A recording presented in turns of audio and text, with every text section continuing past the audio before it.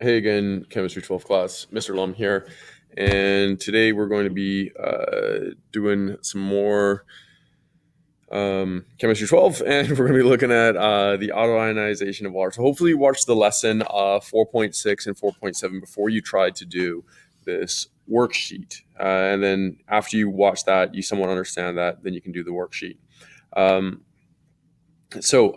First thing is you don't actually need your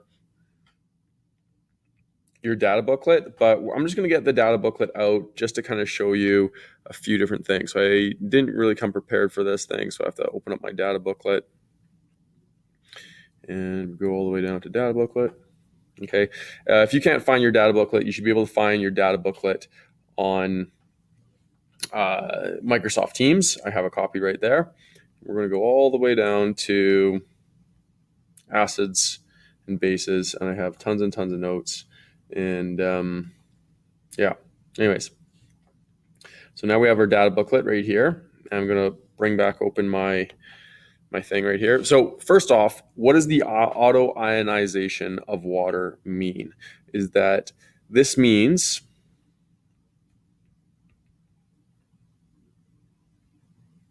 water, or H2O, will break apart into H plus and OH minus. Or in other words, this H plus would combine with another water and make H3O plus. So in other words, what autoionization of water means 2 H2O will turn into H3O plus OH minus. And it takes a little bit of energy to do that. And I could write in like plus 59 kilojoules or something like that. But I want to emphasize that not if you have like a glass of water, it won't even be close to having 100% of it turn into H3O plus or OH minus. Most of water will stay as H2O, most of water, but a small portion of it will break apart and turn into H3O plus and OH minus. And you don't need to know this part, but if you had like a water molecule, so here's a water molecule right here. So the big part is the O, and these two little parts right here are the H's. So this is the O, and these parts right here are the H's. And what happens is it'll come very close to another water molecule. So here's another water molecule. The big part is the O, and then these two little things are H's. And since the H's are positive, and the O is negative, this O is very, very negative, and it'll attract one of these positives over. And so what'll happen is that it'll rip one of these protons or one of these hydrogens off of it, and it'll turn into something that has 3 protons now. And this one right here will have a proton taken away from it, and it'll look something like that. And this is your H3O plus, and this is your OH minus. And that's kind of how it does it. It only does it to a very, very small proportion of the water molecules undergo this. Okay. Now, with that being said, we can start to do some calculations with this kind of thing. And let me back up a little bit, is that if water is right here and it's H2O, and it splits into, so 2 water molecules have this, it splits into equal parts of H3O plus and equal parts of OH minus. And we can calculate that. This will be 1 times 10 to the 1 times 10 to the negative 7 molarity would be that concentration. And this would also be 1 times 10 to the negative 7 molarity. So the concentration of acid, or H3O plus, would equal the concentration of OH minus. And so water is still neutral, even though it has these components of acid and base. It's just the components of acid and base are equal to one another, and that is why they're neutral. So we can see this if we go into our table right here and we look at water, and it says the Ka of water is 1 times 10 to the negative 14. Now, I didn't write that down. I wrote down 1 times 10 to the negative 7 because if I took this formula that's right here and I said the concentration of H3O plus is 1 times 10 to the negative 7, and the concentration of OH minus is also 1 times 10 to the negative 7, then if I was to write a Kw expression from this, Kw expression would equal, well, the concentration of H3O plus times the concentration of OH minus. Now, some people are thinking like, oh, it should be over H2O squared, but that's not the case. This is liquid, remember. We don't put liquids inside of our KEQ or KW expressions. So this does not go in there. Okay, so this is our KW expression. It's just H3O plus concentration times OH minus concentration. Since this is 1 times 10 to the negative 7, and this is also 1 times 10 to the negative 7, for natural distilled pure water, these are 1 times 10 to the negative 7. 1 times 10 to the negative 7 times 1 times 10 to the negative 7 is 1 times 10 to the negative 14. And that is why we see water's Ka, or in other words, water's Kw, is 1 times 10 to the negative 14. Okay. Now, you won't have to write that all for your right answer. It just kind of means this is the answer right here. But I want to make sure that we have an understanding of this. So now the next question right here says, find the concentration of H3O plus in 0.00256 molar HBr. I chose all of these HBr, OH, HClO4. I chose all of those because if we look up here, I'm just going to kind of erase some of this to make it a little bit clearer. All of those things, HBr, strong acid. Okay. HClO4, also strong acid. OH minus, okay, strong base. Okay, so those are all strong. So in other words, what that means is that we're going to have 100% ionization. So normally when we talk about weak, and we'll talk about that in the future, we'll have to be starting to do some ice tables and all that kind of stuff. But right now we're not doing that. We have strong, so it's 100% ionization. So when this HBr is placed in water, the 0.00256 molar HBr is going to turn into 100% 0.00256 concentration of H3O plus. So if I'm looking for the H3O plus concentration of this thing, well, it's just going to equal 0.00256 molar. 100% of that HBr turned into H3O plus, and that's why it is the exact same number. Now, the next one says, find the OH minus concentration in 0.00256 molar HBr. So I'm just going to zoom in right here. Now, this is a little bit more tricky. We got to use Kw. So Kw, as we talked about earlier, equals the concentration of H3O plus times the concentration of OH minus. We know what Kw is. 1 times 10 to the negative 14. That number should be burned in our brains. We know what the H3O plus is. We just did it in the previous question. So that's going to be 0.00256 molarity.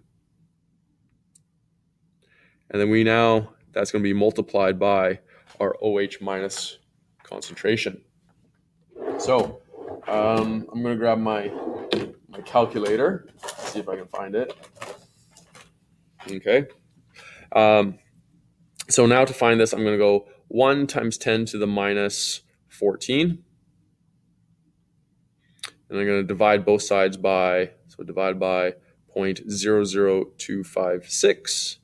And I get, for this one right here, so I divided both sides by 0.00256, and I get 3.91 times 10 to the negative 12.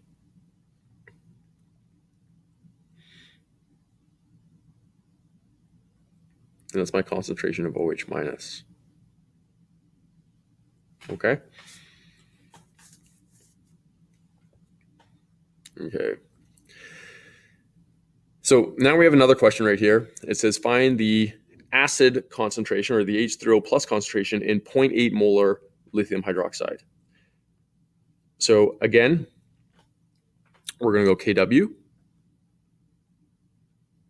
equals H3O plus times OH minus. This lithium hydroxide right here, well, is going to 100% ionize and 100% change into OH minus. So we know some of these numbers. So Kw is going to be 1 times 10 to the negative 14. It's going to be H3O plus concentration times the concentration of OH minus, and it gives it to us 0.80 molar. Now I just divide both sides by 0.8, so I go into my calculator, 1 times 10 to the negative 14 divided by 0.8 equals, and I get 1.25 times 10 to the negative 14.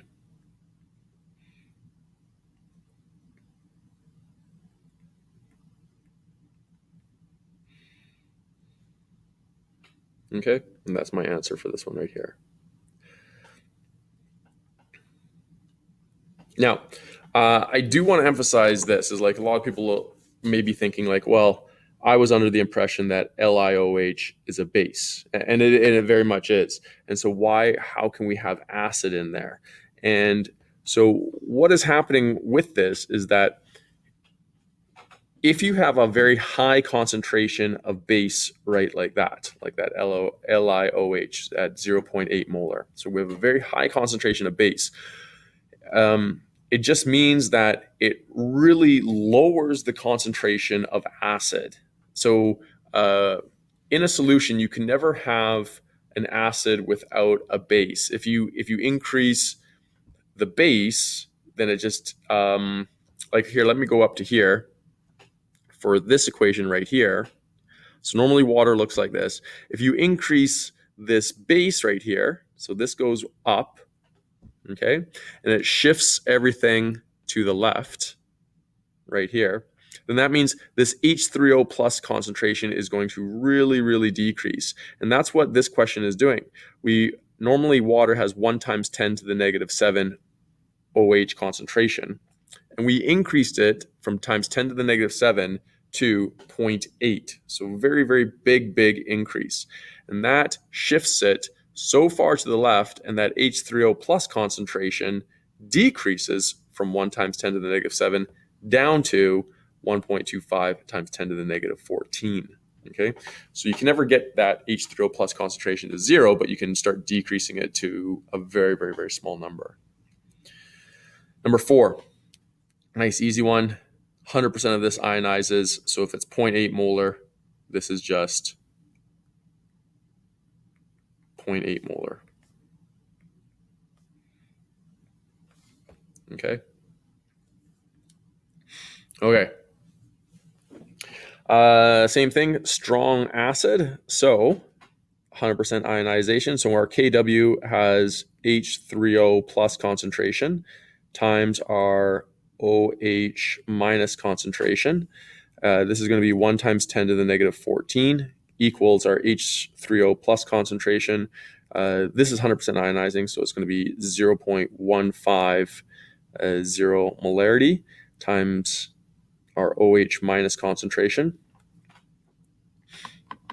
And so I'm going to calculate that. 1 times 10 to the minus 14 divided by 0.15 equals, and I get 6.6666, or in other words, 6.67 times 10 to the negative 14 molar concentration of OH minus, sorry.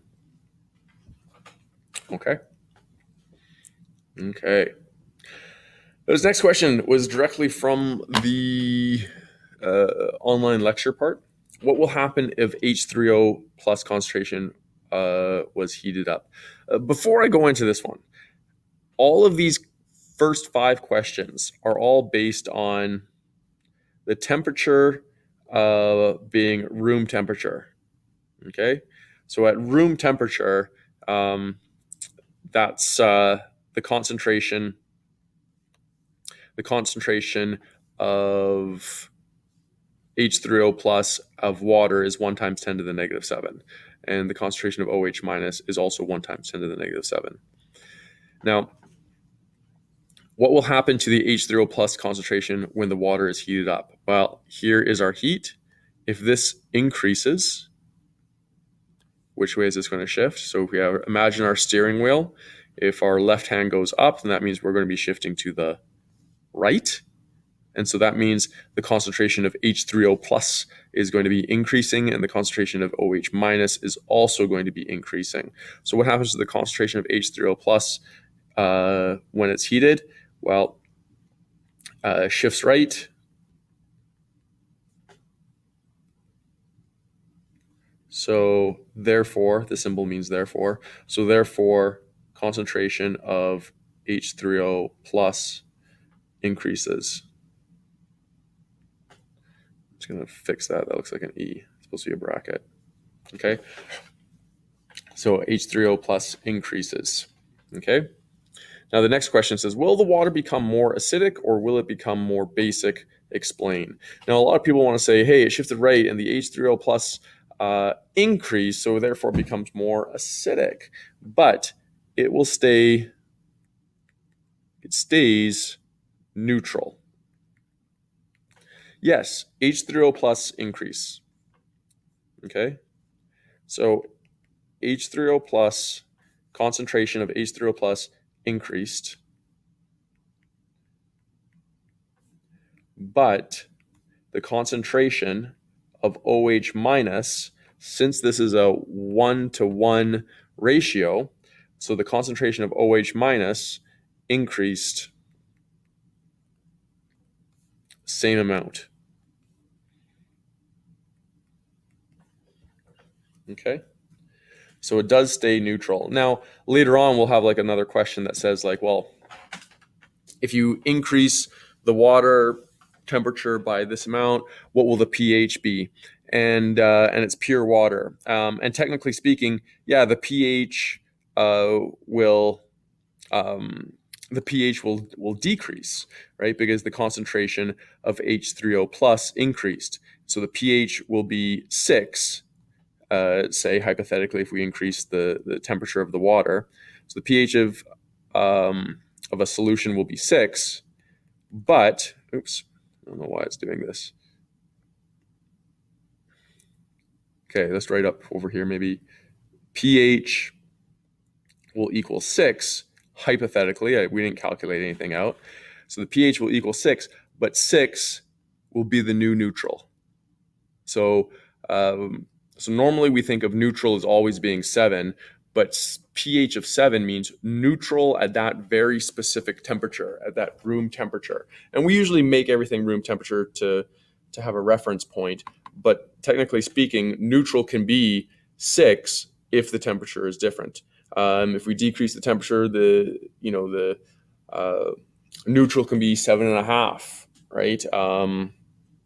And that will be the new neutral at that specific temperature. But will water become more acidic or more basic? No, it'll stay neutral. Okay, just because the proportion of H3O plus will equal the concentration of OH minus. So since those are equal, that's the definition of neutral. Okay. Hope this helps. If you didn't understand something, contact me through Microsoft Teams before you write your quiz, and hopefully I can help you with some of this.